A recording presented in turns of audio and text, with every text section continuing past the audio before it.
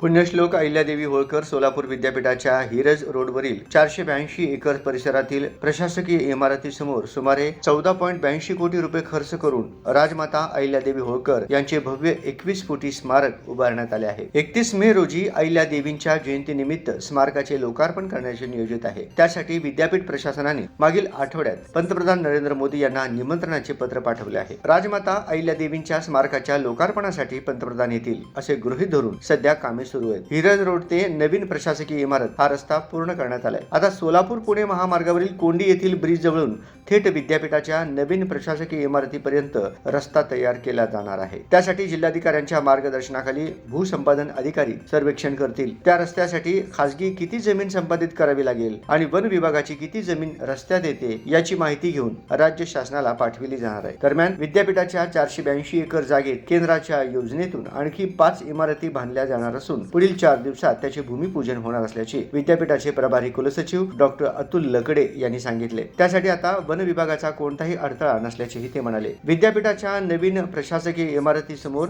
पुण्यश्लोक अहिल्यादेवी होळकर यांचे भव्य स्मारक उभारण्यात आले आहे। 31 मे रोजी लोकार्पणाचा मोठा कार्यक्रम घेण्याचे नियोजन आहे। त्यासाठी पंतप्रधान नरेंद्र मोदी यांनी प्रमुख पाहुणे म्हणून उपस्थित राहावे यासाठी विद्यापीठाचे प्रयत्न सुरू आहेत। त्या अनुषंगाने पंतप्रधानांची वेळ मिळावी म्हणून त्यांच्या सचिवांशी विद्यापीठ प्रशासनाने पत्रव्यवहार केला आहे, अशी माहिती पुण्यश्लोक अहिल्यादेवी होळकर सोलापूर विद्यापीठाचे कुलसचिव डॉक्टर अतुल लकडे यांनी दिली। पुण्यश्लोक अहिल्यादेवी होळकर सोलापूर विद्यापीठाकडून पंतप्रधान नरेंद्र मोदी यांना निमंत्रण देण्यात आले आहे। विद्यापीठातील पुण्यश्लोक अहिल्यादेवींच्या स्मारकाच्या लोकार्पणासाठी पंतप्रधानांनी यावे यासाठी विधान परिषदेचे सभापती राम शिंदे, उच्च व तंत्र शिक्षण मंत्री चंद्रकांत पाटील आणि पालकमंत्री तथा ग्रामविकास मंत्री जयकुमार गोरे यांच्या माध्यमातूनही विद्यापीठ प्रशासनाचे प्रयत्न सुरू आहेत।